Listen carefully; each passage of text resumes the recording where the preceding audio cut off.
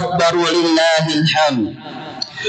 إن الحمد لله نحمده ونستعينه ونستغفره ونعوذ بالله من شرور أنفسنا وسيئات أعمالنا. من يهده الله فلا مضل له ومن يضلل فلا هادي له.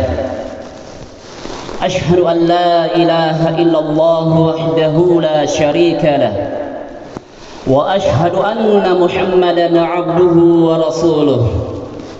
يا أيها الناس اتقوا ربكم الذي خلقكم من نفس واحدة وخلق منها زوجها وبث منهما رجالا كثيرا ونساء واتقوا الله الذي تساءلون به والأرحام إن الله كان عليكم رقيبا. يا أيها الذين آمنوا اتقوا الله حق تقاته ولا تموتن إلا وأنتم مسلمون. يا أيها الذين آمنوا اتقوا الله وقولوا قولا سديدا يصلح لكم أعمالكم ويغفر لكم ذنوبكم ومن يطع الله ورسوله فقد فاز فوزا عظيما. أما بعد فإن أصدق الحديث كتاب الله وخير الهدي هدي محمد صلى الله عليه وعلى آله وسلم وشر الأمور محدثاتها فإن كل محدثة بدعة وكل بدعة ضلالة وكل ضلالة في النار. الله أكبر الله أكبر الله أكبر. Jemaah salat Id yang sama-sama dimuliakan oleh Allah Subhanahu wa taala. Begitu besar karunia dan nikmat Allah Subhanahu wa taala yang telah dilimpahkan kepada kita semua.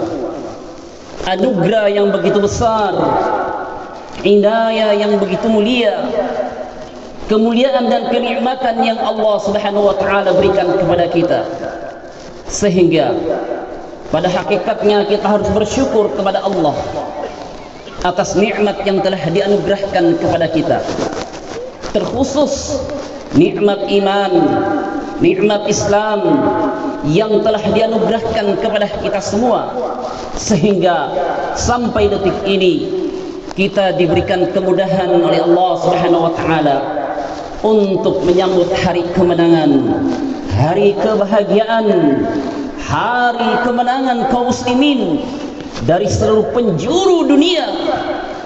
Bergema kalimat takbir, Allahu Akbar, Allahu Akbar, Allahu Akbar walillahil hamd. Begitu mulia, begitu agung nikmat demi nikmat yang telah dianugerahkan oleh Allah Subhanahu wa taala, sehingga jemaah sekalian, kita harus bersyukur setiap nikmat yang telah dianugerahkan oleh Allah Subhanahu wa taala kepada kita, sebagaimana yang disebutkan oleh Imam Ibnu Qayyim rahimahullah, as-sana'u 'alan ni'am wa mahabbatuhu wal 'amalu bi ta'atihi. Tatkala Allah menganugerahkan nikmat kepada kita, menganugerahkan begitu besar nikmat yang diberikan kepada kita, maka seyogyanya jemaah sekalian, kita harus senantiasa bersyukur dengan wujud memuliakan dan mengagungkan Allah Subhanahu wa taala. Tatkala Allah memberikan nikmat kepada kita, maka sebagai hamba Allah Subhanahu wa taala selalu memuji Allah Subhanahu wa taala, mengagungkan dan membesarkan nama Allah Subhanahu wa taala, dan itu merupakan wujud daripada tanda kesyukuran seorang hamba kepada penciptanya dengan mencintai seluruh apa yang telah diperintahkan oleh Allah Subhanahu wa taala, wa mahabbatuhu, dengan mencintai seluruh nikmat yang diberikan oleh Allah Subhanahu wa taala kepada kita, wal amalu, dengan beramal melaksanakan perintah yang dianugerahkan Allah Subhanahu wa taala kepada kita, nikmat yang besar.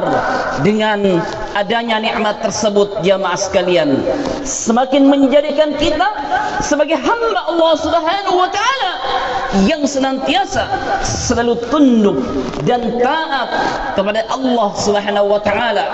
Setiap nikmat yang diberikan oleh Allah Subhanahu wa taala, apakah pangkat, apakah jabatan, kedudukan, kehormatan, kemuliaan, dan nikmat-nikmat lainnya yang Allah Subhanahu wa taala amanahkan kepada kita, maka seluruh bentuk dari nikmat tersebut kita jadikan untuk semakin tunduk dan taat kepada Allah di dalam beribadah. Jangan sampai jamaah sekalian, nikmat yang telah diberikan oleh Allah semakin menjauhkan kita dari ketaatan kepada Allah. Jangan sampai nikmat yang diberikan oleh Allah menjadikan kita seorang hamba yang hina, yang jauh dari Allah Subhanahu wa taala.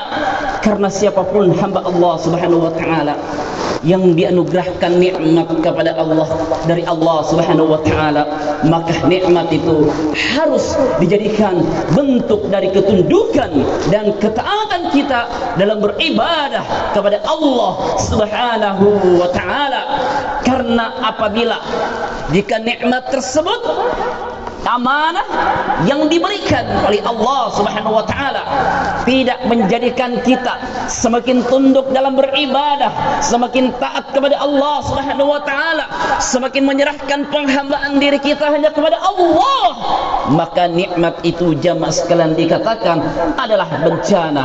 Inilah yang disebutkan oleh Imam Abu Hazm rahimahullah, kullu ni'matin la tuqarribu minallahi azza wa jalla fahiya baliyah. Setiap nikmat yang diberikan oleh Allah Subhanahu wa taala, jika tidak menjadikan kita semakin tunduk dan taat kepada Allah dalam beribadah, maka nikmat tersebut dikatakan ada bencana. Oleh karena itu jemaah sekalian, kenikmatan di bulan Ramadan, perjuangan kita di bulan Ramadan, mujahadah kita di bulan Ramadan, yang dimana kita berjuang untuk menahan lapar dan dahaga, ini adalah kemuliaan dari Allah Subhanahu wa taala yang dianugerahkan kepada kita jamaah sekalian.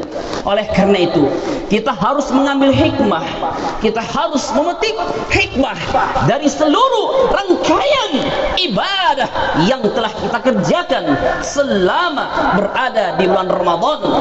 Yang sebelumnya jamaah sekalian, selama bulan Ramadan, di saat kita menyambut kedatangan bulan Ramadan, kita sambut di antara kesedihan dan kebahagiaan. Karena pada saat itu jamaah sekalian, kita dipertemukan kembali oleh Allah Subhanahu wa taala. Bulan yang begitu mulia, bulan yang begitu agung di sisi Allah Subhanahu wa taala, yakni Ramadan. Kita kembali dipertemukan oleh Allah Subhanahu wa taala, memberikan bukti dan tanda bahwasanya bulan Ramadan adalah kesempatan untuk kita jemaah sekalian. Bagi mereka yang memiliki keimanan, bagi mereka yang taat kepada Allah Subhanahu wa taala, semoga dengan datangnya Ramadan semakin menjadikan dia hamba Allah Subhanahu wa taala yang semakin tunduk dan taat kepada Allah Subhanahu wa taala. Bagi saudara-saudara kita yang sebelumnya banyak melakukan dosa dan maksiat, banyak melakukan kesalahan dan khilaf, maka jamaah sekalian, di bulan Ramadan tersebut adalah momen, adalah waktu untuk semakin memperbaiki ketundukan dan ketaatan kita kepada Allah di dalam beribadah. Oleh karena itu, beruntunglah mereka yang diperteguhkan oleh Allah Subhanahu wa taala. Bulan yang penuh mulia, bulan yang di dalamnya terdapat berbagai macam kebaikan-kebaikan yang telah disiapkan oleh Allah Subhanahu wa taala untuk hamba-hambanya yang beriman dan hamba-hambanya yang bertakwa kepada Allah Subhanahu wa taala. Karena senantiasa jemaah sekalian, yang dipanggil oleh Allah Subhanahu wa taala adalah orang-orang yang beriman. Ya ayyuhalladzina amanu kutiba alaikumus siyam kama kutiba alal ladzina min qablikum la'allakum tattaqun. Wahai orang-orang yang beriman, diwajibkan atas kalian untuk berpuasa sebagaimana orang-orang sebelum kalian yang telah diperintahkan oleh Allah untuk berpuasa, la'allakum tattaqun, agar kalian senantiasa bertakwa kepada Allah Subhanahu wa taala. Bulan Ramadan jemaah sekalian sudah berlalu karena kita sudah memasuki bulan Syawal. Namun jemaah sekalian, bukan berarti bulan Ramadan telah berlalu maka berlalu juga girah dan semangatnya kita, girah dan kepedulian kita terhadap ibadah kita. Jangan sampai jemaah sekalian luntur hanya karena hilangnya Ramadan. Jangan hanya semata-mata hanya di bulan Ramadan kita mau tunduk dan taat kepada Allah Subhanahu wa taala. Jangan sampai jemaah sekalian di bulan Ramadan kita berlomba-lomba, bahkan kita mengantri untuk masuk ke rumah Allah, untuk menunaikan salat 5 waktu, untuk mengerjakan salat tarawih, untuk mengerjakan salat lain. Jangan sampai hanya di bulan Ramadan kita mau menyentuh mushaf Al-Quran. Jangan sampai hanya di bulan Ramadan kita mau mengkhatamkan Al-Quran. Jangan sampai di bulan Ramadan kita hanya di bulan Ramadan mau berzikir kepada Allah. Jangan sampai hanya di bulan Ramadan kita mau berdoa dan bermunajat kepada Allah. Jangan sampai hanya di bulan Ramadan kita mau meminta dan memohon kepada Allah Subhanahu wa taala. Akan tetapi jemaah sekalian, akhir daripada ibadah kita kepada Allah Subhanahu wa taala bukan menunjukkan akhirnya, berakhirnya, selesainya bulan Ramadan, akan tetapi penentu daripada akhir dari ibadah kita adalah tatkala kita menghadap kepada Allah Subhanahu wa taala. Itu adalah akhir dari perjuangan mujahadah seorang hamba yang senantiasa mendekatkan dirinya kepada Allah Subhanahu wa taala. Oleh karena itu jamaah sekalian, jangan sampai bulan Ramadan berlalu bekas kakinya di masjid sudah hilang. Jangan sampai Ramadan berlalu mushaf-mushaf Al-Quran yang ada di masjid, yang ada di rumah kembali tertutup hingga tertutupi oleh debu. Jangan sampai terjadi jemaah sekalian. Hakikat hamba yang beriman kepada Allah, yang benar-benar telah menyerahkan tekadnya beribadah kepada Allah selama di bulan Ramadan, maka selesainya Ramadan, berlalunya bulan Ramadan, maka keimanannya, ketakwaannya, maka semakin bergairah, semakin semangat, semakin tertanamkan keimanannya kepada mereka untuk senantiasa mendekatkan diri kepada Allah Subhanahu wa taala, bukan hanya di bulan Ramadan saja jemaah sekalian. Oleh karena itu, orang yang berpuasa itu adalah orang yang mendapatkan kebahagiaan di sisi Allah, orang yang mendapatkan ketenangan, kebahagiaan di sisi Allah yang tidak didapatkan oleh semua manusia tatkala mereka selama di bulan Ramadan mereka benar-benar menyerahkan penghambaannya kepada Allah Subhanahu wa taala. Lis-shaimi farhatan wa farhatun indal fitr wa farhatun inda liqa'i rabbih. Dua bentuk jamaah sekalian yang didapatkan oleh hamba Allah yang berpuasa, yang menunaikan ibadah selama di bulan Ramadan. Dua kebahagiaan, dua keutamaan yang mereka dapatkan di sisi Allah Subhanahu wa taala. Yang pertama adalah kebahagiaan tatkala dia berbuka. kebahagiaan tatkala dia berbuka, kebahagiaan tatkala dia menyelesaikan puasanya di bulan Ramadan.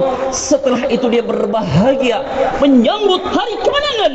Dan hari kemenangan, hari kebahagiaan, bukan ditandai dengan pakaian yang baru, bukan ditandai dengan perabot yang baru, akan tetapi tetap dengan menyambut hari kemenangan.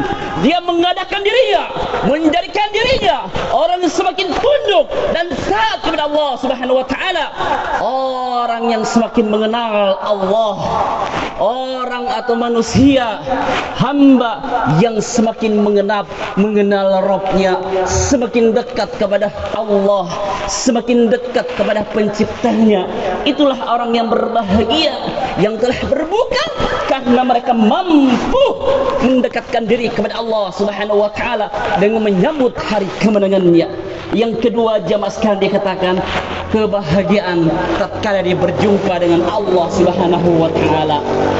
Dan di sini jamaah sekalian, akhir daripada ibadah kita tatkala kita meninggalkan dunia ini. Oleh karena itu, di bulan Ramadan kita berpuasa bukanlah akhir tanda daripada akhirnya ibadah kita jamaah sekalian. Akan tetapi tatkala nyawa di kerongkongan, tatkala Allah mengutus malakul maut untuk mencabut roh manusia, Allah mengutus malaikatnya. Dan di sini akan diuji seorang hamba, apakah dia mampu meninggalkan dunia ini dengan keikhlasan, keridhaan, keikhlasan untuk mengharap wajah Allah Subhanahu wa taala. Apakah dia meninggalkan dunia ini dalam bentuk penyakit-penyakit riya dan penyakit-penyakit yang lainnya, yang dimana akan menghapus dan menghabiskan seluruh amalannya selama berada di dunia. Oleh karena itu jemaah sekalian, akhir adalah penentu. Walaupun jamaah sekalian kita sudah membaca Al-Quran, walaupun kita sudah menegakkan salat, kita sudah bersedekah, kita sudah berumrah, kita sudah berhaji dan membantu kaum muslimin, membantu orang yang lemah, membantu saudara-saudara kita, namun di akhir hayat kita berakhir bukan di atas keikhlasan dalam beribadah kepada Allah Subhanahu wa taala, maka akan hancur seluruh amalan kita jamaah sekalian. Suatu kisah Imam Ahmad bin Hanbal rahimahullah, tatkala mendekati sakaratul maut, Imam Ahmad berbaring tidak menyadarkan diri, namun tiba-tiba bergerak dan sadar kembali. Lantas dia berkata dan berucap dengan lisannya, tidak, belum. Imam Ahmad berkata seperti itu. Seraya anaknya berkata, wahai ayahanda, apa yang menyebabkan engkau tiba-tiba berbicara yang sebelumnya engkau sudah tidak bisa berbuat apa-apa? Maka Imam Ahmad rahimahullah berbicara kepada anaknya, wahai anakku, di depanku tadi ada iblis, yang dimana iblis itu sambil menggigit jari-jarinya, sambil digigit jari-jarinya jemaah sekalian, dan berkata kepada Imam Ahmad, wahai Ahmad, engkau telah menang dari saya dan saya telah kalah. Engkau telah memenangkan pertarungan ini, engkau telah memenangkan pertarungan ini. Maka kata Imam Ahmad jemaah sekalian, tidak, belum, engkau belum kalah dan saya belum menang. Kata Imam Ahmad rahimahullah, engkau belum kalah. Imam Ahmad berkata kepada iblis, engkau belum kalah dan saya belum menang. Kata Imam Ahmad rahimahullah, apa substansi daripada ucapan beliau rahimahullah? Kenapa Imam Ahmad menyatakan seperti itu? Imam Ahmad rahimahullah adalah hamba yang bertakwa kepada Allah, orang yang beriman kepada Allah, orang yang dekat kepada Allah, orang yang ikhlas dalam beribadah kepada Allah Subhanahu wa taala. Targetnya syaitan adalah tatkala dia telah melontarkan syubhat, melontarkan fitnah kepada Imam Ahmad bahwasanya engkau telah menang dan saya kalah.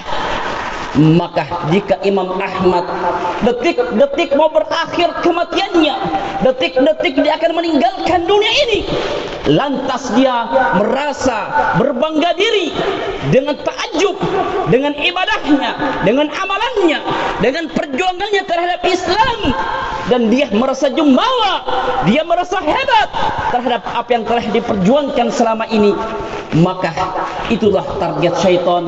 Jika dia berhasil mempengaruhi Imam Ahmad, maka Imam Ahmad akan menjadi orang yang merugi, karena masuk dalam kategori orang yang riya, ingin mendapatkan sanjungan dari manusia, orang yang merasa hebat, orang yang merasa agung, sehingga hancur amalannya jemaah sekalian. Namun apa yang terjadi jemaah sekalian? Imam Ahmad adalah imam kaum muslimin.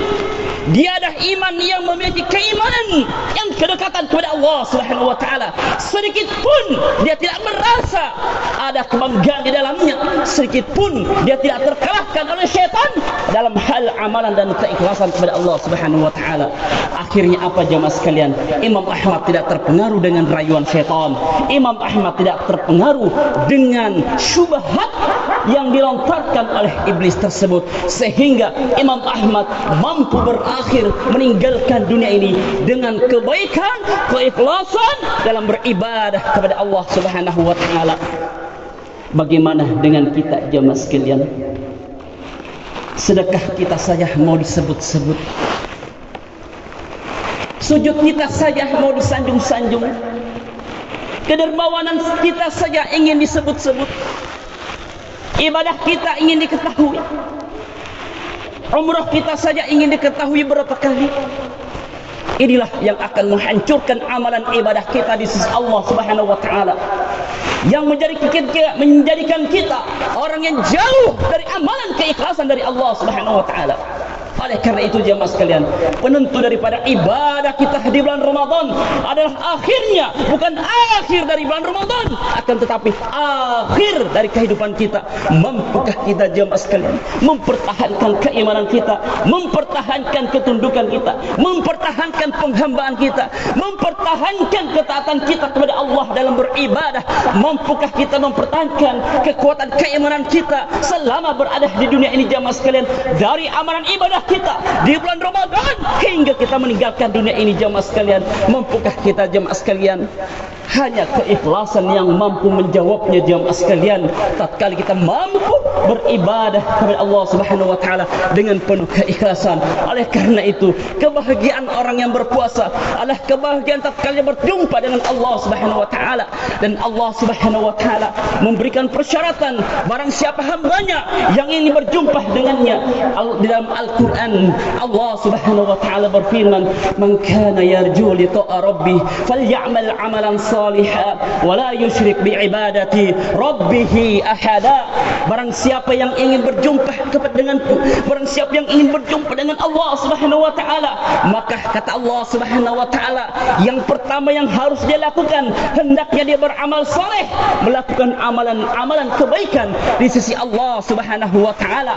Itu adalah syarat yang diinginkan oleh Allah Subhanahu wa taala. Beramal, beriman dengan amalan-amalan dan keimanan kepada Allah Subhanahu wa taala. Yang kedua jemaah sekalian, siapa yang ingin berjumpa dengan Allah Subhanahu wa taala, maka dikatakan la yusyrik bi ibadati rabbih ahada. Jangan sekali-sekali dia melakukan kesyirikan dalam beribadah kepada Allah Subhanahu wa taala. Jangan sekali-sekali jemaah sekalian memalingkan ibadah kita selain dari Allah Subhanahu wa taala. Jangan kita mengimani Allah Subhanahu wa taala lantas kita mengimani selain daripada Allah Subhanahu wa taala. Sekali-sekali jangan jemaah sekalian, hanya Allah Subhanahu wa taala kita serahkan seluruh penghambaan kita. Hanya Allah Subhanahu wa taala tempat kita memohon dan meminta. Jangan sampai terjadi jemaah sekalian, kita berdoa di dalam masjid, kita meminta di dalam masjid, memohon dalam masjid, namun setelah keluar dari masjid kita meminta kepada penjaga laut, kita memohon kepada penjaga laut, kita meminta kepada penjaga pohon, kita meminta kepada penjaga-penjaga yang dianggap mampu memberikan kebaikan, padahal mereka itu adalah makhluk yang tidak dilihat, adalah makhluk Allah Subhanahu wa taala dari kalangan syaitan, iblis yang kedudukannya tidak ada bedanya dengan manusia, karena jin dan manusia jemaah sekalian kedudukannya hanya untuk beribadah kepada Allah Subhanahu wa taala. Wa ma khalaqul jinna wal insa illa liya'budun, dan tidaklah aku ciptakan jin dan manusia kecuali hanya untuk beribadah kepadaku semata. Oleh karena itu jemaah sekalian, jangan sekali-sekali memalingkan ibadah kita selain daripada Allah Subhanahu wa taala. Karena barang siapa yang memalingkan ibadah, penghambaannya, ketakwaannya, pengharapannya hanya selain dari Allah Subhanahu wa taala, maka neraka jahanam adalah tempatnya jemaah sekalian. Innahu may yusyrik billah faqad harrama Allahu alaihi al-jannah wa ma'wahu an-nar wa ma lidh-dhalimin min ansar. Sesungguhnya barang siapa yang melakukan kesyirikan kepada Allah dalam beribadah, maka dikatakan diharamkan baginya surga dan neraka jahanam adalah tempatnya. Oleh karena itu jemaah sekalian, berapapun ibadah kita, berapapun amalan kita, tatkala kita melakukan kesyirikan dalam beribadah kepada Allah Subhanahu wa taala, maka akan hancur seluruh amalan-amalan dan ibadah kita kepada Allah Subhanahu wa taala. Nabiullah Muhammad sallallahu alaihi wasallam juga diancam oleh Allah Subhanahu wa taala, wahai Muhammad, wa laqad uhiya ilaika wa ilal ladzina min qablik la in asyrakta la yahbatanna 'amaluk wa la takunanna minal khasirin. Wahai Muhammad, telah diwahyukan kepada nabi-nabi dan nabi-nabi sebelum engkau, dan saya wahyukan kepada engkau wahai Muhammad, andai kata engkau melakukan kesyirikan sedikit pun kepada saya dalam beribadah, maka akan hancur seluruh amalanmu. Bayangkan jemaah sekalian, nabi kita Nabiullah Muhammad sallallahu alaihi wasallam diancam oleh Allah Subhanahu wa taala tatkala dia memalingkan ibadahnya, tatkala memalingkan penghambaannya, permohonannya selain daripada Allah Subhanahu wa taala. Apalagi kita jemaah sekalian, apalagi kita manusia biasa yang tidak pernah luput kesalahan dan dosa, hampir tiap hari melakukan kemaksiatan, melakukan dosa dan lain-lainnya jemaah sekalian. Tidak ada yang aman dari sisi kita jemaah sekalian. Berapapun amalan ibadah kita, berapapun solat kita, haji kita, sedekah kita, umrah kita jemaah sekalian, tatkala kita memalingkan ibadah selain daripada Allah Subhanahu wa taala, maka amalan kita itu ibaratkan debu yang berterjangan, ibaratkan debu yang berterbangan, habis seketika jemaah sekalian. Faja'alnahu haba'an mansura, amalan tersebut ibaratkan debu yang berterbangan di sisi Allah Subhanahu wa taala. Oleh karena itu jemaah sekalian, jika kita ingin mengharapkan kemenangan, kebahagiaan, maka jemaah sekalian, sambutlah hari kemenangan itu dengan semakin tunduk dan taat kepada Allah dalam beribadah. Barang siapa yang ingin selamat, yang ingin mendapatkan keselamatan, kebaikan dunia dan akhirat, Allah Subhanahu wa taala menyebutkan alladzina amanu wa lam yalbisu imanahum bidzulmin ulaika lahumul amnu wa hum muhtadun, adalah orang-orang yang beriman. Orang-orang yang beriman terkhusus setelah bulan Ramadan ditempa, ditraining dengan amalan-amalan kepada Allah Subhanahu wa taala. Orang-orang yang beriman jika ingin mendapatkan keselamatan, mendapatkan keamanan, maka dikatakan walam yalbisu imanahum bidzulmin ulaika lahumul amnu wa hum muhtadun. Janganlah mencampur adukan keimanannya, ketakwaannya selain daripada Allah Subhanahu wa taala, maka dialah yang akan mendapatkan keselamatan, keamanan, hidayah dan petunjuk dari Allah Subhanahu wa taala di dunia dan di akhirat. Allahu akbar, Allahu akbar, Allahu akbar, walillahil hamd. Mudah-mudahan jemaah sekalian, kita semua senantiasa dijadikan hamba-hamba Allah yang bertakwa kepadanya. Kita semua yang telah melaksanakan amalan ibadah selama bulan Ramadan senantiasa mendapatkan petunjuk dan hidayah dari Allah Subhanahu wa taala. Mudah-mudahan kita semua jemaah sekalian yang telah memperjuangkan mujahadah perjuangan yang kuat selama bulan Ramadan untuk mendapatkan pahala, meraih kemuliaan, meraih keagungan dari Allah Subhanahu wa taala, diberikan kekukuhan, kekuatan, keimanan sampai kita meninggalkan dunia ini jemaah sekalian. Mudah-mudahan jemaah sekalian, kita semua dijadikan hamba Allah Subhanahu wa taala yang bertakwa kepada Allah Subhanahu wa taala, mampu menjalankan segala perintah yang diperintahkan oleh Allah Subhanahu wa taala dan menjauhkan dari segala apa-apa yang dilarang dan diharamkan oleh Allah Subhanahu wa taala. Oleh karena itu jemaah sekalian, mari kita semua senantiasa memohon kepada Allah Subhanahu wa taala, memohon berbagai macam kebaikan dan memohon daripada perlindungan dari Allah Subhanahu wa taala dari fitnah dan kejahatan, kerusakan, dosa dan maksiat selama di dunia ini. Mudah-mudahan jemaah sekalian kita mendapatkan petunjuk petunjuk dan taufik dari Allah Subhanahu wa taala. Allahumma ighfir lil muslimina wal muslimat wal mu'minina wal mu'minat al ahya'i minhum wal amwat innaka sami'un qaribun mujibud da'wat wa ya qadiyal hajat. Allahumma ij'alna minal muttaqin haqqan. Allahumma ij'alna minal muttaqin haqqan. Allahumma ij'alna minal muttaqin haqqan. Allahumma ij'alna minas shaimin haqqan. Allahumma ij'alna minas shaimin haqqan. Ya Allah, jadikanlah kami hamba-hamba Allah Subhanahu wa taala yang paling bertakwa di sisimu ya Allah. Jadikanlah ya Allah puasa yang kami kerjakan selama berada di bulan Ramadan adalah sebenar-benarnya puasa sebagaimana yang kau harapkan di sisimu ya Allah. Ya Allah, kami hanya memohon kepadamu keselamatan di dunia dan akhirat. Kami bertobat kepadamu ya Allah, kami beristighfar kepadamu ya Allah, kami memohon ya Allah beserta ampunan-ampunanmu ya Allah. Berikanlah petunjuk kepada kami ya Allah. Innaka antal ghafurur rahim, innaka antal arhamur rahimin, innaka antat tawwabur rahim, innaka antal arhamur rahimin. Rabbana wa hab lana min azwajina wa dhurriyyatina qurrata a'yun waj'alna lil muttaqina imama. Rabbana atina fid dunya hasanah wa fil akhirati hasanah wa qina adzaban nar. Wa sallallahu ala alihi wa sahbihi wa sallama tasliman katsira. Subhanakallahumma bihamdik asyhadu an la ilaha illa anta astaghfiruka wa atubu ilaik. Ila akhir da'wana alhamdulillahi rabbil alamin. Assalamu alaikum warahmatullahi wabarakatuh. Taqabbalallahu minna wa minkum.